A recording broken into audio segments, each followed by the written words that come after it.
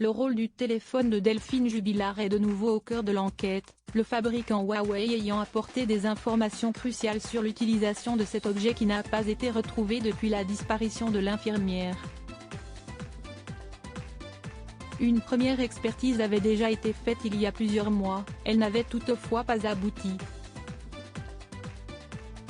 On sait désormais la raison de cet échec. La disparition de Delphine Jubilard n'est pas résolue, aucune trace de l'infirmière de Cagnac-les-Mines n'a été retrouvée 15 mois après les faits. Pour autant, l'enquête continue méticuleusement.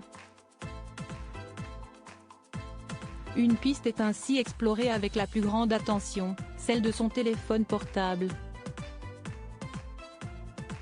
Objet qu'elle ne quittait pas souvent, pour prendre en photo ses enfants tant aimés, Louis et Lia, ou communiquer avec son amant de Montauban avec qui elle envisageait d'officialiser après les fêtes de 2020, il est aujourd'hui introuvable.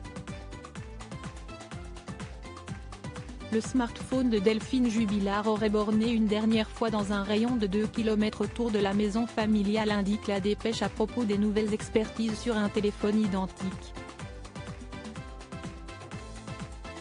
La firme Huawei a également indiqué que ces déclenchements nécessitent forcément une action humaine et un déverrouillage de l'appareil.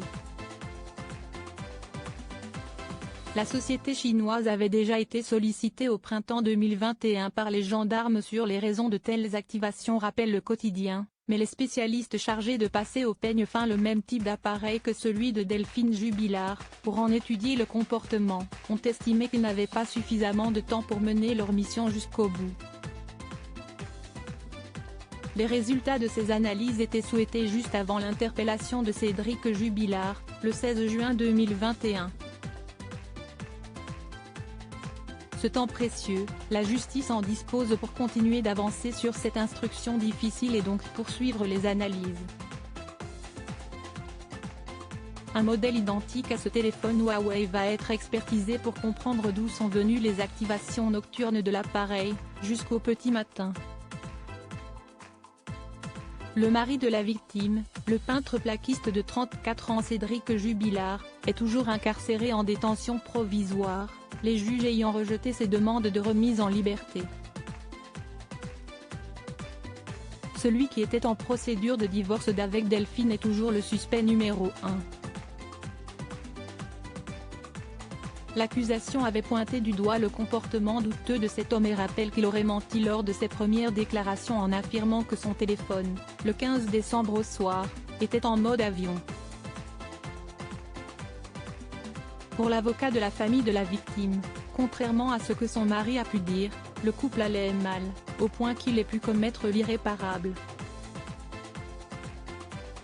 Cédric Jubilard reste présumé innocent des faits qui lui sont reprochés jusqu'au jugement définitif de cette affaire.